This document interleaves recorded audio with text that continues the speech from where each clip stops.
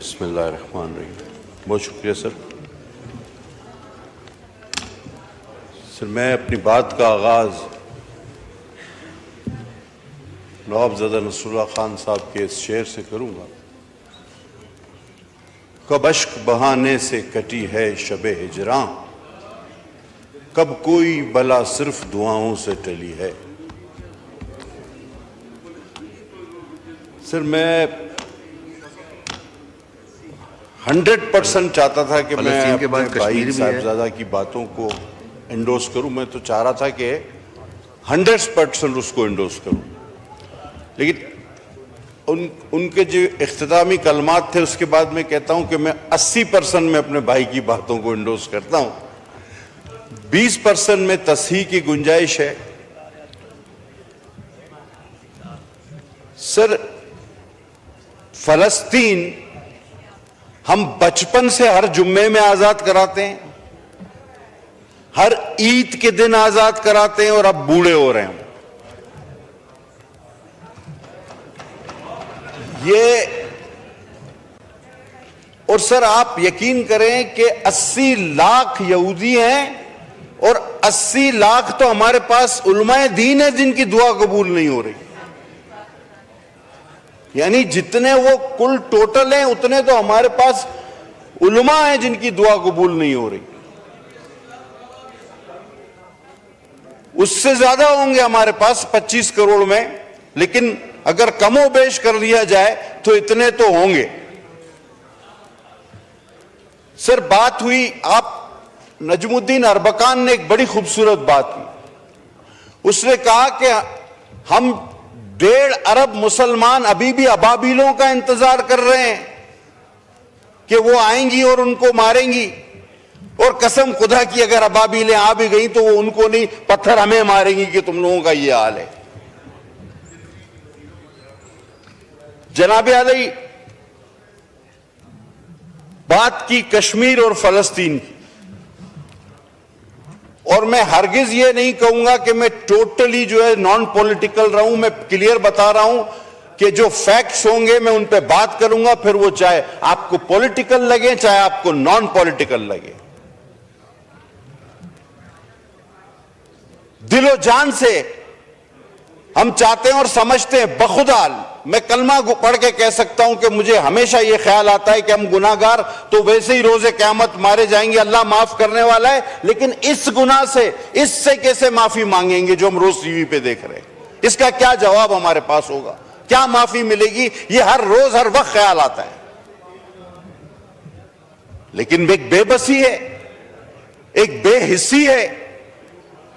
आज आपको साहिबजादा साहब इस ऐवान की तारीख भी आपको मैं बता दूं। 3 बार एक ऐसी चीज हुई है कि जिसकी मिसाल कभी मिलती नहीं। वो कौन सी 3 ऐसी चीजें हैं? सर एक, इस हाउस में इस्राइल के हक में तकरीर हुई है और कहा गया कि उसे तस्लीम करो। आप रिकॉर्ड उठा के देख लें वो किस जमात और किस रुकन ने की, और उस जमात ने अपने उस रुकन की कोई बाज पुर्स नहीं की, कोई एक्सप्लेनेशन उसको नहीं दिया, ना उसको कोई सस्पेंड किया, ना उस पर कोई कार्रवाई की। That means that was matter of policy. इस हाउस में आप कहेंगे कि वो कौन? अस्मा हदीद साहिबा पिछली असेंबली में हमारे साथ थी। उन्होंने यहां खड़े होकर तकरीर कहा कि भाई तुम लोगों को मसला क्या है, अपोजिशन वालों को। हम अपोजिशन में थे, उन्होंने कहा रिकॉर्ड मौजूद है, रिकॉर्ड मौजूद है, आप उठा के देख लेना, रिकॉर्ड मौजूद है, आप रिकॉर्ड उठा के देखें। अस्मा हदीद साहिबा ने कहा कि तुम लोगों को मसला क्या है, इसराइल को तस्लीम नहीं करते, और साथ साथ ये भी कहा रिकॉर्ड पे, उन्होंने कहा कि जब हम दुरूद भेजते हैं नऊज़ुबिल्लाह तो उन पे भी भेजते हैं, तो जब दुरूद भेजते हो तो उनको तस्लीम करो। लफ्ज ब लफ्ज मुझे याद है। अच्छा अब दूसरी, अब दूसरी एक अनोखी बात आपको बताऊं। अच्छा, एक ही जमात है कि जिसने किसी यहूदी के लिए बाकायदा कैंपेन चलाई हो। अब आप ये भी कहे मैं नहीं पता। गोल्डस्मिथ तो बेटा सादिक खान के अगेंस्ट एक यहूदी के लिए पॉलिटिकल कैंपेन किसने चलाई, ये भी कोई दूसरी मिसाल नहीं मिलेगी। अब तीसरी पे आता हूं,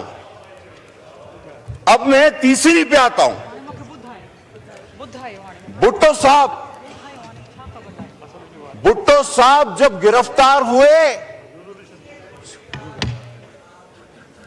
तो पूरी इस्लामी दुनिया के सरबराह उन्हें मांग रहे थे और कह रहे थे इसको फांसी मत देना, यासिर अरफात समेत।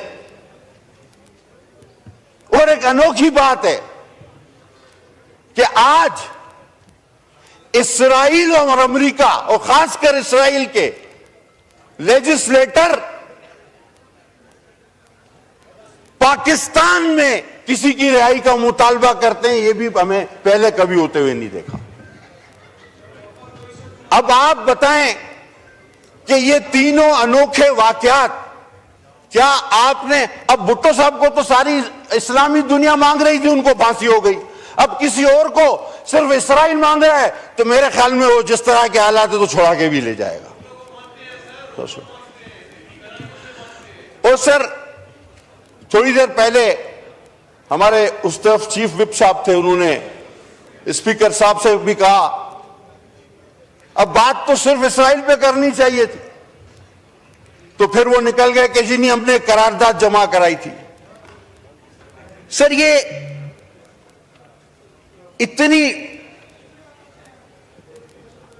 बेहिसी कैसे हो सकती है कि मैं उस रोज चीख चीख के कह रहा था कि मेरे भाई मेरी बात सुन लो, थोड़ी देर के लिए नारे मत लगाओ, ये पाकिस्तान की बका का मसला है।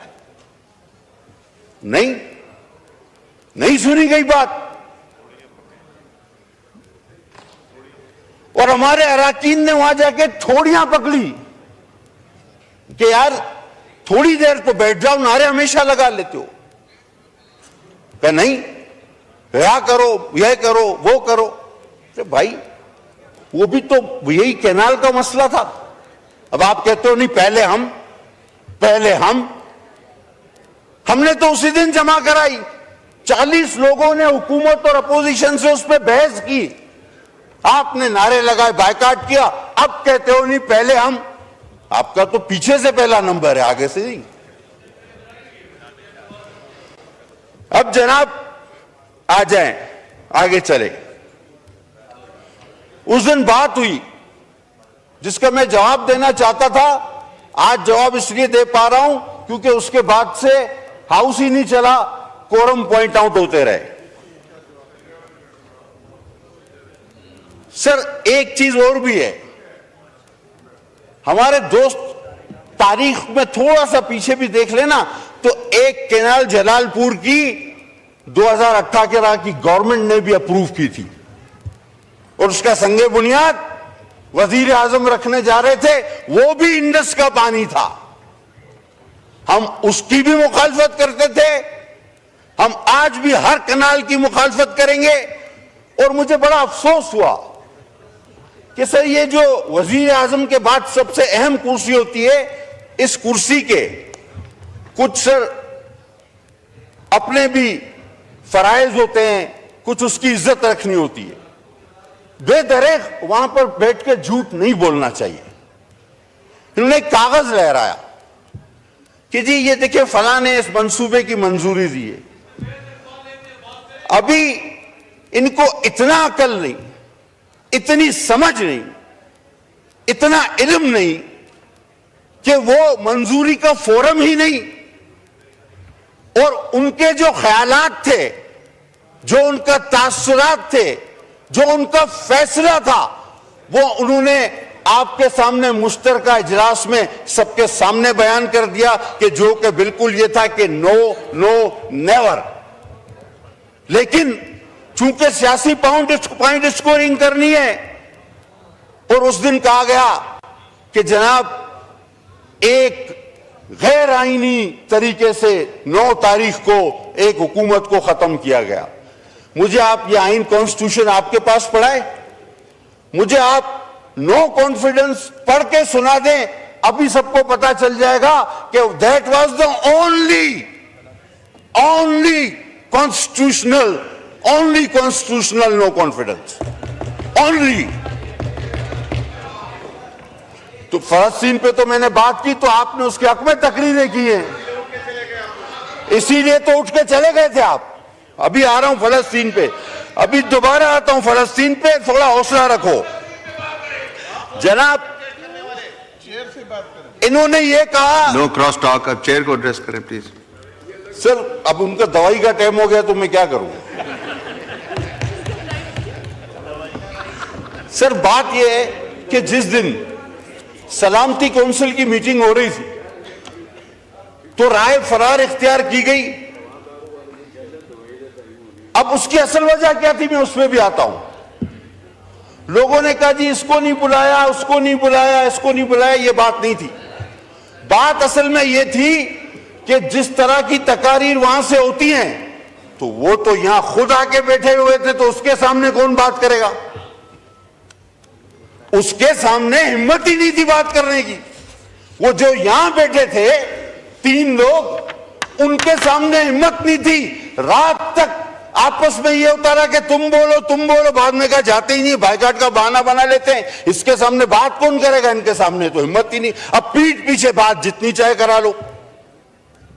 वो मौजूद थे तो आप बात करते ना कि जी ये डी चौक पे भी नहीं आने देते, ये रात को उठा लेते हैं, ये डालों में ले जाते हैं। वो मौजूद थे, हिम्मत नहीं थी ना, मान लो हिम्मत नहीं थी। और कहा जी कि बाजवा के जरिए आपने जो है वो एक करारदाद, यार आपने तो हाजिरी भी कर्नल के जरिए लगवाई है सहवान में। ना कर सकता है कोई कसम खाएगा मेरा भाई, कोई दुरूद पड़ेगा कि बात गलत है। यहां तो हाजिरी भी कर्नल के जरिए, कोरम भी कर्नल के जरिए, बजट भी कर्नल के जरिए, इस पे भी तो दुरूद पड़े, कसम खाए ना आप। और फिर कहा गया अचकजई साहब के लिए और अख्तर मेंगल के लिए कि जी देखिए इनके साथ बड़ा जुल्म। तो क्या पीडीएम का हिस्सा नहीं थे अचकजई साहब और मेंगल साहब? क्या उस नो कॉन्फिडेंस का हिस्सा नहीं थे अचकजई साहब और मेंगल साहब? वो भी तो इसी का हिस्सा थे। तो यानी कड़वा कड़वा, थू थू, मीठा मीठा, हप हप, जो आज आपके साथ आपको सूट करे वो ठीक है, जो नहीं करे वो गलत है। और सर वो हुकूमत क्यों बनी थी? वो जो तकरीर थी फलस्तीन की, that was a policy statement, वरना उस पर बहुत बड़ा रिएक्शन आना चाहिए था। 4-5 काम होने थे उस हुकूमत में जिसमें हमें अल्लाह ने बचा लिया। 2 तो हो गए। अब साहिबजादा साहब ने कहा फलस्तीन और कश्मीर में तवज्जो चाहूंगा आपकी। कश्मीर कब गया मुझे बताएं। दैट वाज अ एजेंडा, लाया ही इसलिए गया था, आए ही इसीलिए थे, आरटीएस बंद ही इसीलिए हुए थे। कश्मीर गया, यहूद के हक में तकरीरें शुरू हो गई, सीपेक रोल बैक हुआ, मईशत का पट्टा बिठाया गया। खुद आपका वजीर खजाना कहता है, हमने कहा कि जी आपने 60-70 सालों में जितना पाकिस्तान ने कर्जा नहीं लिया था आपने 4 साल में ले लिया। कहता नहीं, उतना 100% नहीं लिया, उसका 76% लिया है। खुद एतराफ करता है। अजीब आदमी है। हम कहते हैं तुमने 100 बंदे मारे, कहता नहीं मैं बेगुनाह हूं, मैंने तो 76 मारे हैं। तो यही वाली मिसाल हो गई।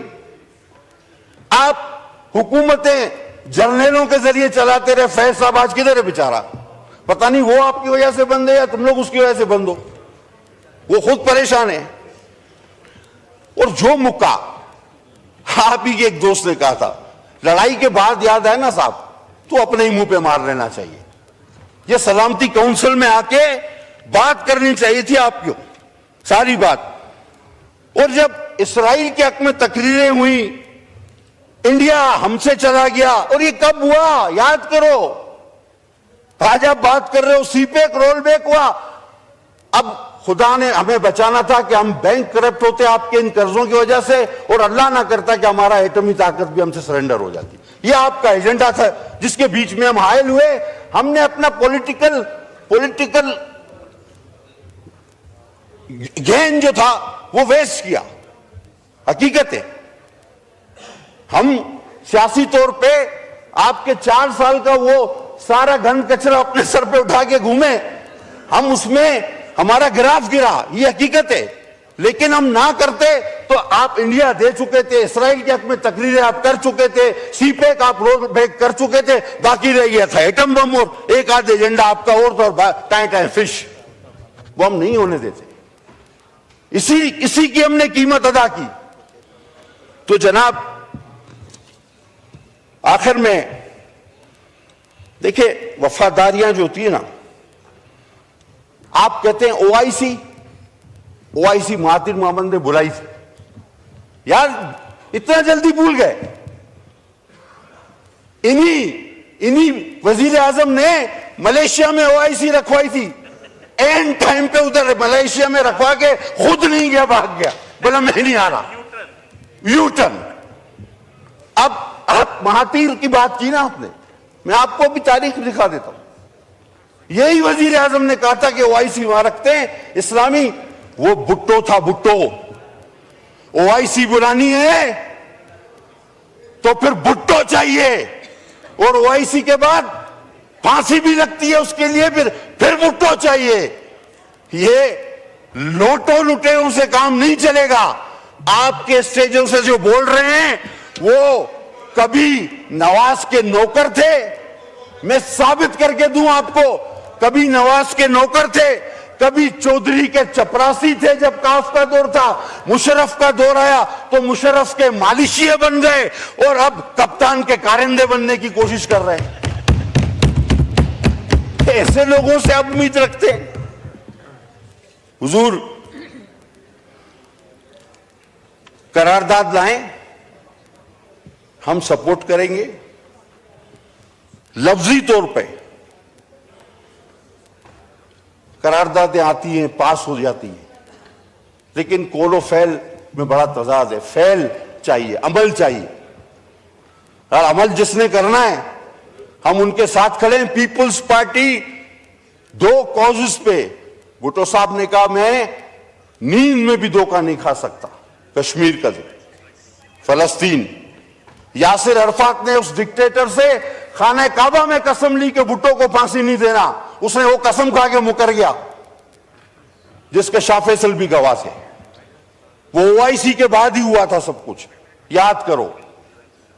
उस जमात से हम हैं, हम नींद में भी इस पे, हमारी जमात का मैनिफेस्टो इस पे बेस करता है कश्मीर और फलस्तीन पर। हम इसमें नींद में भी धोखा नहीं खा सकते। आपने क्या किया?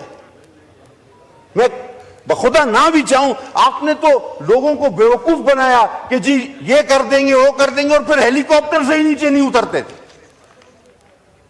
दुनिया में सबसे ज्यादा अमेरिकी सदर इतना हेलीकॉप्टर इस्तेमाल नहीं करता। आप घर और ऑफिस के बीच में हेलीकॉप्टर से ही नहीं उतरे। 4 साल में ये आपने सारी तबाही कर दी जो मैंने आपको गिना दी। कि कश्मीर आपसे गया, दोबारा रिपीट करूंगा, बार बार रिपीट करूंगा। इसराइल के हक में तकरीरें हुई, आप बैंक करप्ट होने जा रहे थे, आपका एटम बम जा रहा था, तो आपने क्या किया? अंडे, मुर्गी, कट्टे, जर्मनी, जापान, भैंसे बेचो, वजीर आजम हाउस की मर्सिडीज बेचो, गाड़ी बेचो। ये क्या मजाक था? वॉशरूम साफ करो, पता नहीं क्या क्या, 12 मौसम। बहरहाल एक लंबी बहस से छोड़े।